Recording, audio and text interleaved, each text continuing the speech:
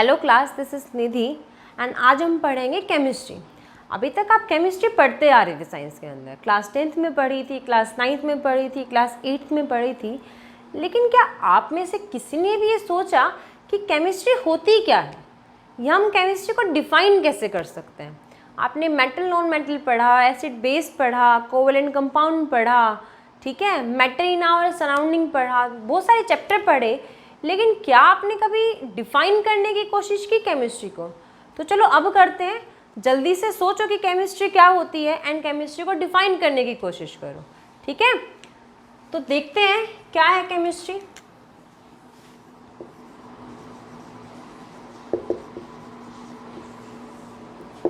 Chemistry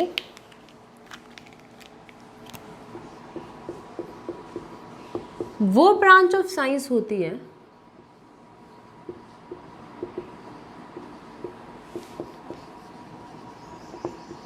that deals with the composition of matter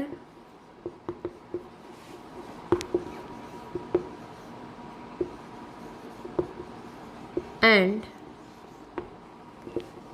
physical and chemical properties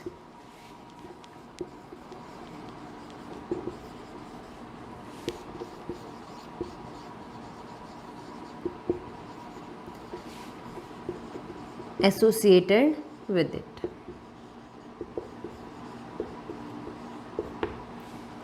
कि chemistry वो branch of science है जो deal करती है, किसके साथ डील करती है? किसी भी मैटर की कंपोजिशन के साथ। आपकी सराउंडिंग में इतने सारे मटेरियल ऑब्जेक्ट हैं, इतना सारा मैटर है। अब आप लोगों के माइंड में किसी के ये आ रहा होगा कि ये मैटर क्या होता है? मैटर वो होता है जो अपना स्पेस ऑक्यूपाई करता है एंड जिसका अपना एक मास होता है। इवन एयर मैटर है। क्लियर है? तो केमिस्ट्री वो ब्रांच ऑफ साइंस है जो किसके साथ डील करती है? मैटर की कंपोजिशन के साथ। मैंने भी बताया कि आपके सराउंडिंग में इतने सारे मटेरियल ऑब्जेक्ट हैं, वो किस चीज़ से बने हुए हैं, उनकी कंपोजिशन क्या है एंड उनकी फिजिकल एंड केमिकल प्रॉपर्टीज़ क्या हैं, उससे क्या डील करती है केमिस्ट्री। ठीक है? मतलब फिजिकल एंड केमिकल प्रॉपर्टीज आप क्या समझते हो? फिजिकल का मतलब होता है उसका boiling point, melting point, density, उसकी शेप, उसकी अपीयरेंस, ये सब क्या होती है? उसकी फिजिकल प्रॉपर्टी होती है। केमिकल मतलब वो किस टाइप के केमिकल रिएक्शन एग्जिबिट कर रहा है, मतलब किस टाइप के केमिकल रिएक्शन वो जाएगा एंड किस टाइप के केमिकल रिएक्शन वो नहीं जाएगा एंड क्यों जाएगा। ठीक है? मतलब अगर कोई कंपाउंड किसी पर्टिकुलर कंपाउंड के साथ या एलिमेंट के साथ रिएक्ट कर रहा है तो वो ऐसा क्यों कर रहा है, मतलब उसका बिहेवियर कैसा है केमिकल रिएक्शन के टुवर्ड, वो क्या होती है उसकी केमिकल प्रॉपर्टी। क्लियर है? तो ये हमारी क्या होती है? केमिस्ट्री। अब आप लोगों को पता ना हो लेकिन केमिस्ट्री की फर्दर 5 ब्रांचेस होती हैं, कि जो ये केमिस्ट्री है ये फर्दर 5 ब्रांचेस में डिस्ट्रीब्यूटेड होती है। कौन सी हैं वो branches?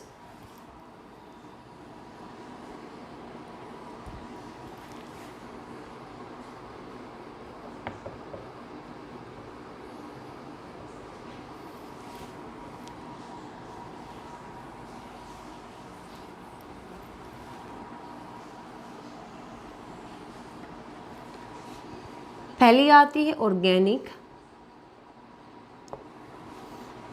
Then inorganic, then physical, analytical and biochemistry. आपने क्लास 10th में कोवेलेंट कंपाउंड के बारे में पढ़ा था या कार्बन कंपाउंड के बारे में पढ़ा था, जिसमें आपने हाइड्रोकार्बन्स पढ़े थे कि वो कंपाउंड जो कार्बन एंड हाइड्रोजन के बने हुए हैं। तो आपने पढ़ा कि कार्बन सिर्फ हाइड्रोजन के साथ बॉन्ड ना बना के वो दूसरे एलिमेंट के साथ भी बॉन्ड बनाते हैं, जैसे हेलोजन जिसमें chlorine, bromine, iodine and fluorine आ जाते हैं। देन ऑक्सीजन के साथ भी बॉन्ड बनाता है, सल्फर के साथ भी बनाता है, नाइट्रोजन के साथ भी बनाता है। तो वो जो कार्बन कंपाउंड है, मतलब जो कंपाउंड जिसमें सिर्फ कोवेलेंट बॉन्ड प्रेजेंट है, कार्बन कंपाउंड उनको ही कहा जाता है या कोवेलेंट कंपाउंड उनको कहा जाता है जिसमें क्या होता है, कोवेलेंट बॉन्ड प्रेजेंट होता है। क्लियर है? तो वो कंपाउंड क्या होते हैं हमारे ऑर्गेनिक कंपाउंड, मतलब वो कंपाउंड जो क्या होते हैं कोवलेंट बॉन्ड को कंटेन करते हैं, सिर्फ कोवलेंट बॉन्ड को कंटेन करते हैं, वहाँ पे आयनिक बॉन्ड प्रेजेंट नहीं होता। क्लियर है? या जिसके अंदर कार्बन हाइड्रोजन का बॉन्ड फॉर श्योर प्रेजेंट होगा ही होगा, वो क्या होते हैं हमारे ऑर्गेनिक कंपाउंड। क्लियर है?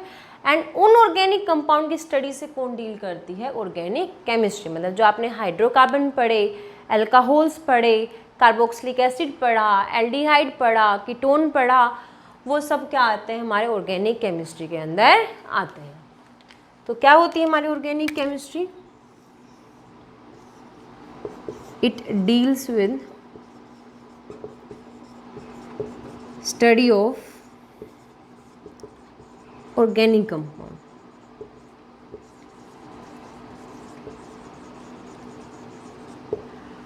अब दूसरे भी तो कंपाउंड होते हैं जिसमें कोवलेंट बॉन्ड प्रेजेंट नहीं होता या जिसके अंदर कार्बन नहीं होता, वो होते हैं हमारे इनऑर्गेनिक कंपाउंड। लेकिन ऐसा ज़रूरी नहीं है कि इनऑर्गेनिक कंपाउंड के अंदर कार्बन आएगा ही नहीं।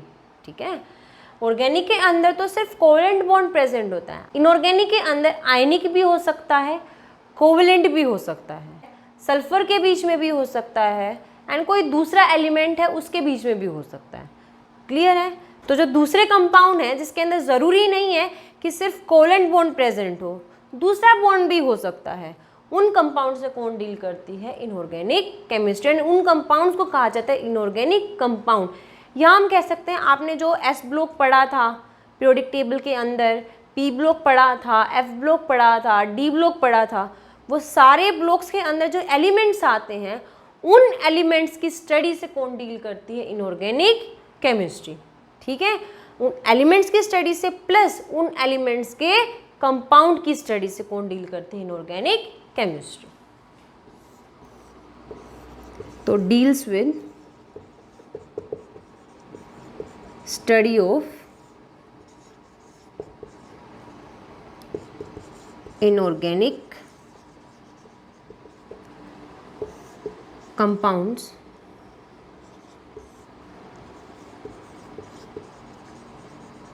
and minerals। अब फिजिकल क्या होती है? अब जो किसी भी गिवन कंपाउंड का स्ट्रक्चर है वो उसकी फिजिकल प्रॉपर्टीज को अफेक्ट कर सकता है।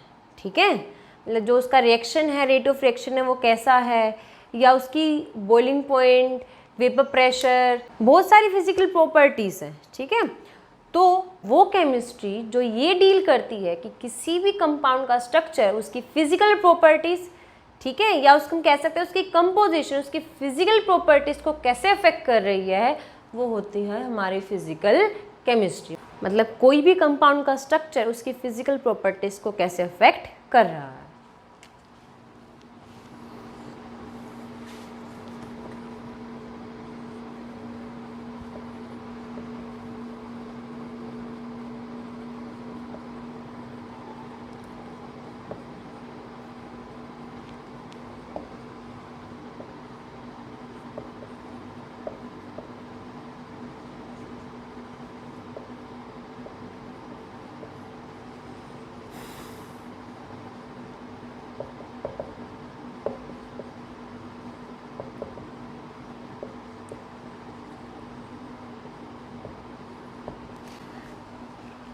नेक्स्ट मूव करते हैं एनालिटिकल केमिस्ट्री पे। एनालिटिकल केमिस्ट्री को एक्सपेरिमेंटल केमिस्ट्री भी कहा जाता है।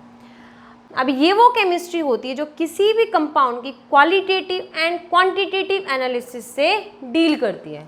अब क्वालिटेटिव एंड क्वांटिटेटिव एनालिसिस क्या हुआ? अब मान लो आपको कोई भी कंपाउंड दे दिया जाए, जब आप उससे ये फाइंड आउट करते हो कि वो किस किस चीज़ का बना हुआ है, किस किस एलिमेंट का बना हुआ है, तो वो क्या होती है? उसकी क्वालिटेटिव एनालिसिस। मतलब आप एक तरीके से उसकी क्वालिटी चेक कर रहे हो कि वो किस किस चीज़ का या किस किस एलिमेंट का बना हुआ है। क्वांटिटेटिव का मतलब कि वो जो एलिमेंट्स हैं वो किस रेशियो में या किस परसेंटेज में वहाँ पे प्रेजेंट है, वो क्या होती है? Quantitative analysis. क्लियर है? क्वालिटेटिव का मतलब कि वो किस किस चीज़ का बना हुआ है एंड वो कितनी अमाउंट में प्रेजेंट है, वो क्या होती है? हमारी क्वांटिटेटिव एनालिसिस। तो एनालिटिकल क्या है? हमारी एक्सपेरिमेंटल केमिस्ट्री है जो डील करती है किसी भी कंपाउंड की क्वालिटेटिव एंड क्वांटिटेटिव एनालिसिस से।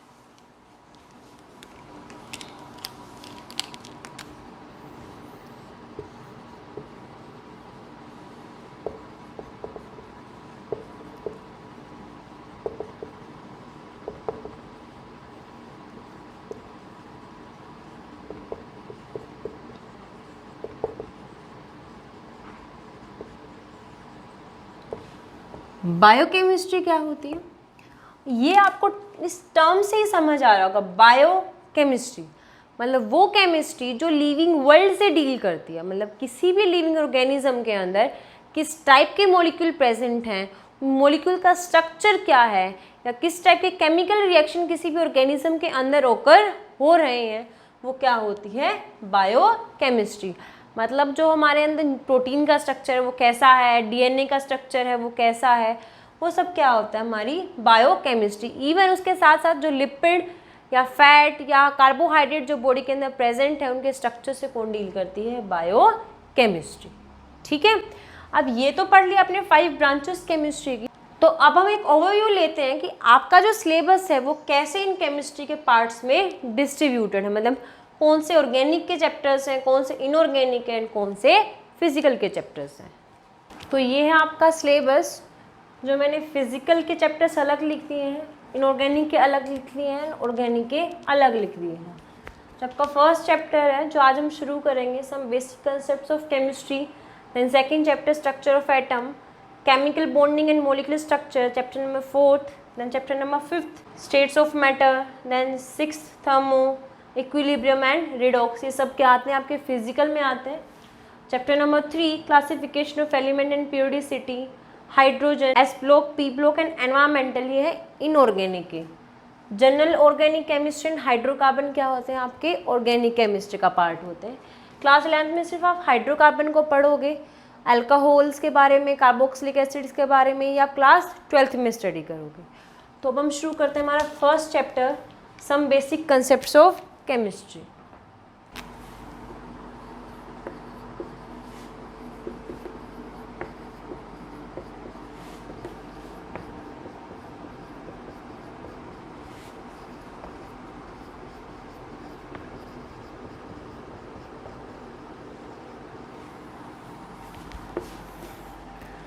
अब इसके अंदर आप केमिस्ट्री क्या होती है वो आप पढ़ चुके हो। देन ब्रांचेस ऑफ केमिस्ट्री वो भी आप पढ़ चुके हो।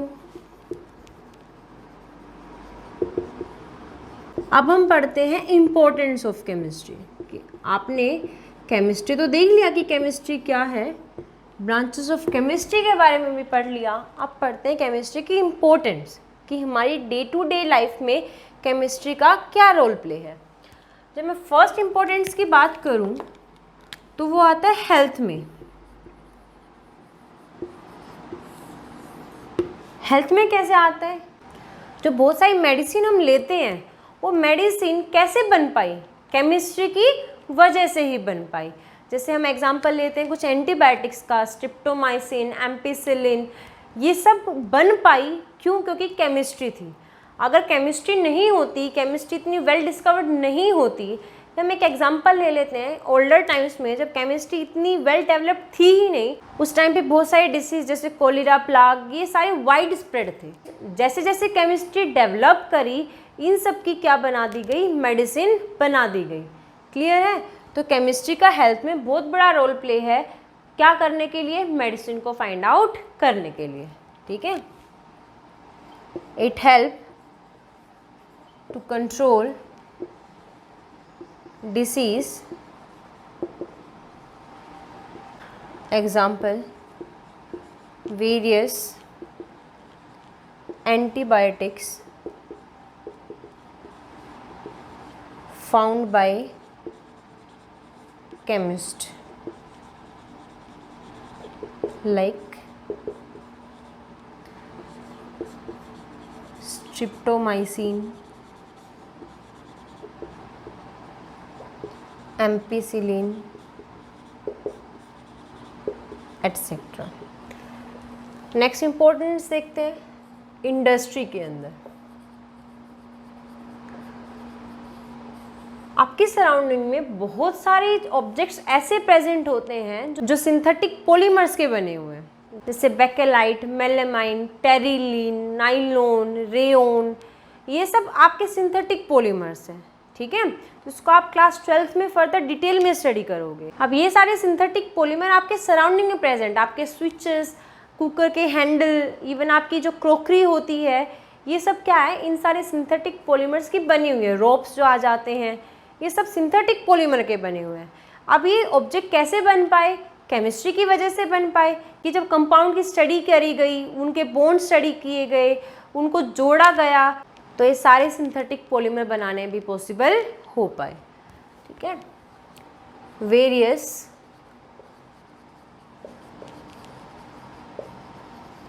Synthetic polymers present around us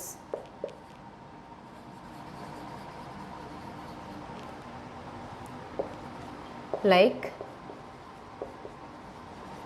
terylene, bakelite, melamine, etc. plays a major role in forming various objects like ropes, crockery, switches, bottles, etc. तो ये हमारा इंडस्ट्री में रोल पे आ गया। नेक्स्ट इम्पोर्टेंस की बात करते हैं।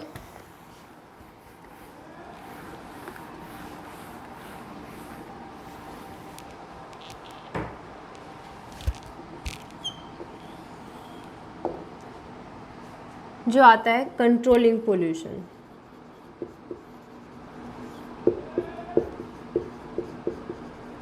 बहुत सारे साइंटिस्ट अब भी लगे हुए हैं कुछ ऐसे कंपाउंड से कुछ ऐसे फ्यूल्स लाने के लिए जो हमारे प्रेजेंट फ्यूल जैसे पेट्रोलियम, डीजल, इनको सब्स्टिट्यूट कर सकें एंड लेस पोल्यूशन क्रिएट करें। क्लियर है? जैसे एक ऑलरेडी फाउंड फ्यूल जैसे सीएनजी है,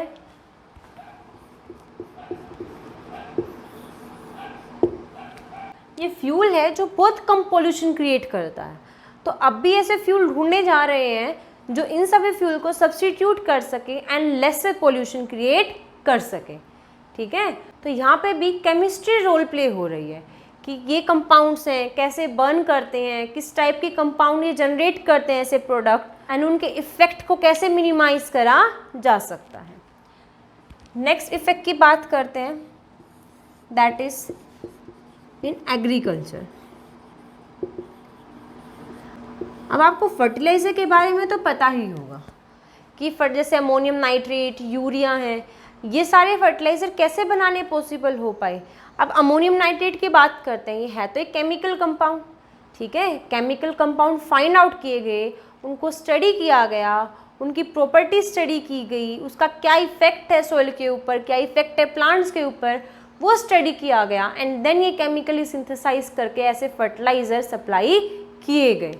ठीक है, तो ये हमारा एग्रीकल्चर में रोल प्ले आ जाता है। और ये सब क्यों किया गया? ताकि जो यील्ड है वो यील्ड क्या हो सके, इंक्रीज हो सके। Various fertilisers that are present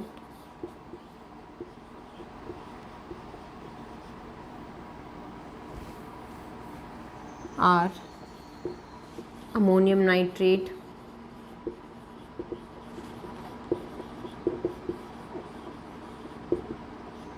urea, etcetera. तो ये हो गई हमारी इम्पोर्टेंस ऑफ केमिस्ट्री।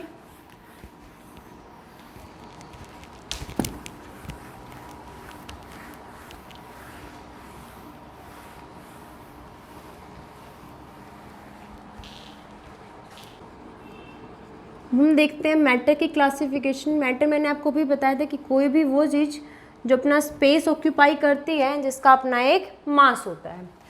अगर हम मैटर की क्लासिफिकेशन देखें तो मैटर दो बेसिस पे क्लासिफाइड है, जिसको हम फिजिकल क्लासिफिकेशन कहते हैं एंड केमिकल क्लासिफिकेशन कहते हैं। अगर मैं फिजिकल क्लासिफिकेशन की बात करूं तो फिजिकल क्लासिफिकेशन के बेसिस पे, मतलब उसके फिजिकल स्ट्रक्चर या हम कह सकते हैं उसके स्टेट के बिहाफ पे, मैटर 3 ग्रुप्स में क्लासिफाइड है, सॉलिड, लिक्विड एंड गैस। इन तीनों के बारे में आप सब जानते होंगे कि सॉलिड में पार्टिकल बहुत टाइटली पैक्ड होते हैं, लिक्विड में लूजली पैक्ड होते हैं, गैस में फार अपार्ट होते हैं। सॉलिड में fixed shape and fixed volume होती है, लिक्विड में फिक्स्ड वॉल्यूम होती है बट शेप फिक्स नहीं होती, कि अगर आप 1 लीटर वाटर को आप स्क्वायर कंटेनर में डालो तो स्क्वायर की शेप ले लेगा, सिलिंड्रिकल शेप के कंटेनर में डाल रहे हो तो वो सिलेंडर की शेप ले लेगा। गैस को आप जिस भी कंटेनर में डालोगे वो उसी की शेप ले लेगी एंड उसी की वॉल्यूम ऑक्यूपाई कर लेगी। मतलब गैस की ना वॉल्यूम फिक्स होती है ना शेप फिक्स होती है। इनकी डेंसिटी सबसे ज़्यादा होती है, लिक्विड की सॉलिड से कम होती है, गैस की मिनिमम होती है। काइनेटिक एनर्जी की बात करते हैं तो सॉलिड में मिनिमम होती है, यही रीज़न है पार्टिकल दूर नहीं जा पाते। लिक्विड में उससे ज़्यादा होती है, गैस में सबसे ज़्यादा होती है। तो ये बेसिक सी प्रॉपर्टी हैं जो आप ऑलरेडी पढ़ के आ चुके क्लास 9th में। केमिकल क्लासिफिकेशन की बात करें तो इसमें 2 आ जाते हैं, प्योर सब्सटेंस एंड दूसरे आ जाते हैं मिक्सचर्स।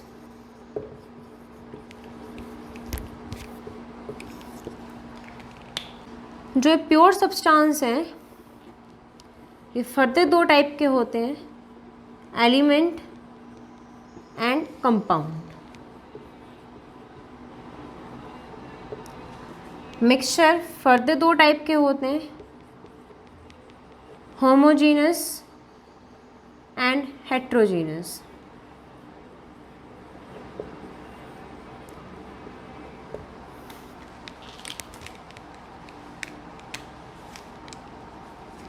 अगर मैं कंपाउंड की बात करूं तो कंपाउंड फर्दर 2 आ जाते हैं, organic compound and inorganic compound.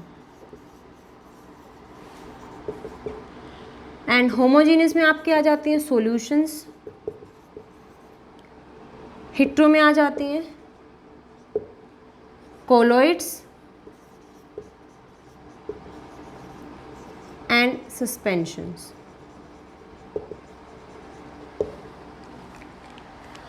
अब प्योर और मिक्सचर में क्या डिफरेंस है? प्योर वो सब्सटेंस होते हैं जो सिर्फ एक ही टाइप की चीज़ के बने होते हैं, दूसरे टाइप की चीज़ उसके अंदर प्रेजेंट नहीं होती। जैसे फॉर एग्जांपल हमने वाटर की बात करी, H2O, तो सिर्फ वाटर है, सिर्फ H2 है, उसके अंदर कोई और सब्सटेंस प्रेजेंट नहीं है, तो वो क्या है? प्योर।